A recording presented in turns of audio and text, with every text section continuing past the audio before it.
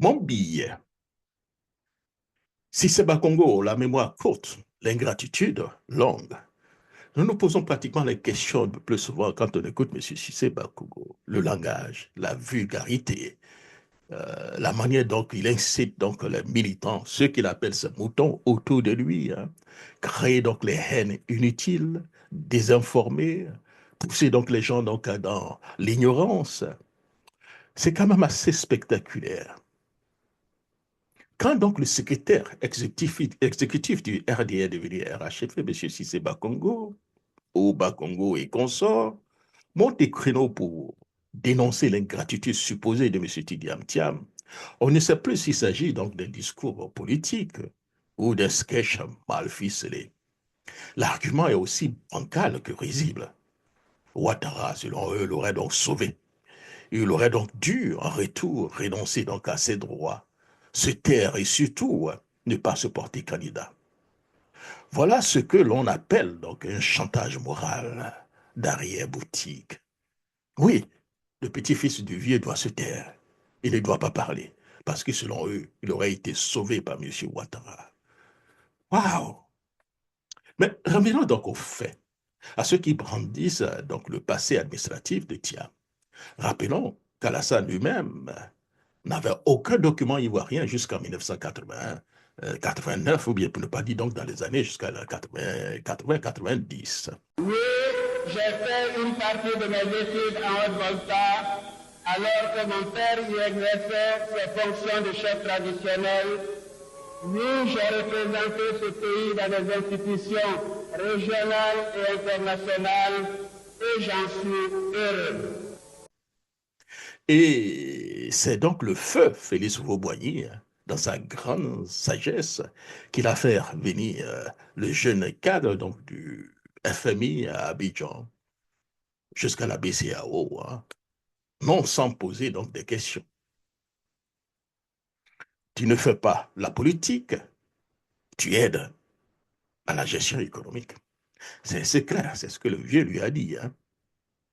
Puisque les institutions pensent que tu es l'homme de la situation, tu es toi-même dans l'institution, tu arrives, tu ne fais pas la politique, tu aides à la gestion économique. On connaît la suite. Trahison donc de la parole donnée, implication politique, puis affrontement direct avec les cadres du PDCI dès les années 1993. Où était donc la reconnaissance, M. Cissé Bakongo et consorts? Après la mort du vieux, on se souvient, loin donc de rendre hommage au vieux parti qui lui a tout donné. M. Ouattara a tenté donc de s'aimer le chaos selon M. Donafologo, que M. Ouattara lui aurait donc demandé donc de ne pas du tout respecter la Constitution en cas donc du décès donc du vieux. C'est bien visible selon donc l'ancien secrétaire général du PDCI, Laurent Donafologo. Nous arrivons en 93, comme vous l'avez dit, oui.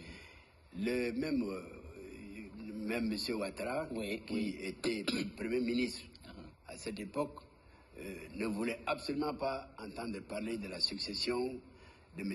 Bédié, la succession constitutionnelle, ouais. C'est-à-dire une succession sans élection. Exactement. La Constitution disait qu'en cas de décès du président de la République, c'est le président de l'Assemblée nationale qui devient président de la République. Clair. C'était clair, c'était voté à l'unanimité, c'était adopté, c'était constitutionnel.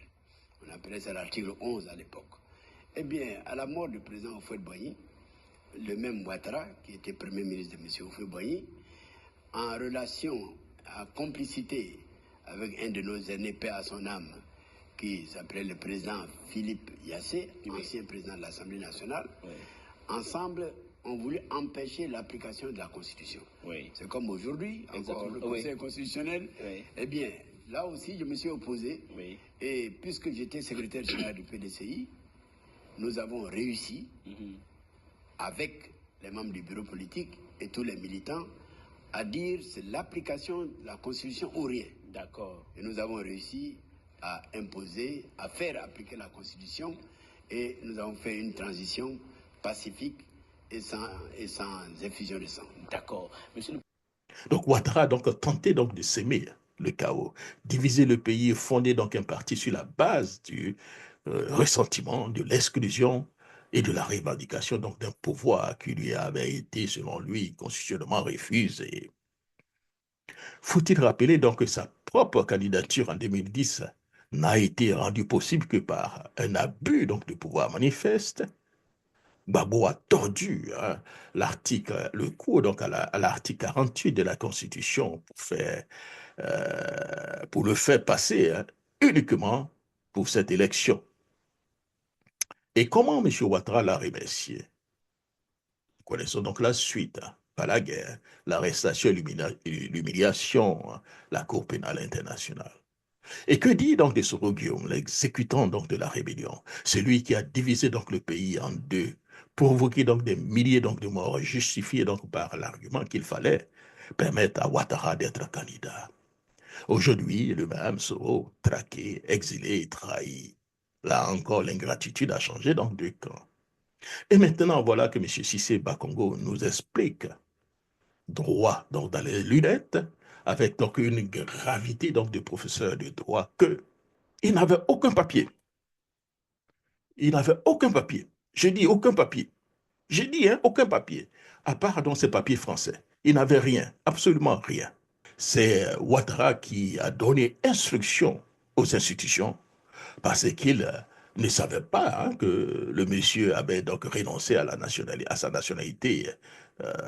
Et aussi, il ne savait pas qu'il avait acquis donc la nationalité française à sa majorité. S'il avait su, il aurait donc demandé un autre avis. Ah bon? Donc si je comprends bien, M. Cissé Bakongo, les institutions ivoiriennes agissent sur ordre personnel de M. Ouattara, sans aucune vérification, sans procédure, sans contrôle judiciaire. Voilà une déclaration gravissime, surtout de la part d'un docteur en droit public. Cela signifie que tout repose sur l'ignorance ou l'intuition du chef, et que donc la nationalité ivoirienne se donne et se retire au gré de ses humeurs. Eh bien, si c'est cela donc la République, nous comprenons donc désormais pourquoi des centaines donc de milliers de faux Ivoiriens peuplent donc nos administrations et nos fichiers électoraux, pendant qu'un Thiam, héritier du président Félix Houphouët-Boigny lui-même, est traité comme un intrus. Oui, Thiam est le petit-fils du protecteur de M. Ouattara, celui qui l'a sauvé donc des représailles de Thomas Sankara au Burkina. Et aujourd'hui, c'est ce même Ouattara qui, par donc des manipulations honteuses, veut lui nier donc sa citoyenneté, son droit, sa légitimité populaire. Alors, Bakongo, qui est réellement donc ingrat ici? C'est lui qui respecte les institutions et le peuple, ou celui qui les piétine à chaque fois qu'il sent son trône vaciller? Et s'il s'agit donc de faire revivre le Front républicain, de ressusciter donc les démons des années 1990 avec ses conséquences pour tenter un quatrième mandat suicidaire, qu'au moins cette fois-ci le PPACI ne serve pas une nouvelle fois de complice. L'histoire, elle regarde et elle retiendra donc des noms. Nous sommes relativement jeunes. Nous avons pratiquement plus ou moins vécu ces années sombres de la Côte d'Ivoire et surtout par cette boulimie du pouvoir de tous ces anciens. Aujourd'hui, M. Ouattara lui-même, qui malheureusement ne respecte pas sa parole, ou bien j'espère qu'il respectera sa parole cette fois-ci, il a été clair. Si tant que Bédié et Gbagbo sont sur la liste électorale, son candidat, lui, Ouattara, il sera candidat. Le président Bédié n'étant pas là, M. Gbagbo a été injustement donc écarté donc, de la liste électorale. Donc il ne reste que lui, M. Ouattara. Respectera cette fois-ci donc sa parole, il ne se présentera pas. Wait and see. Mais quand nous savons tout ce qui se passe, nous comprenons que il est très difficile de faire confiance à un politicien, surtout à la parole d'un politicien, quand les intérêts sont en jeu. C'était donc mon billet. Jacques Roger, et surtout portez-vous bien. Au revoir.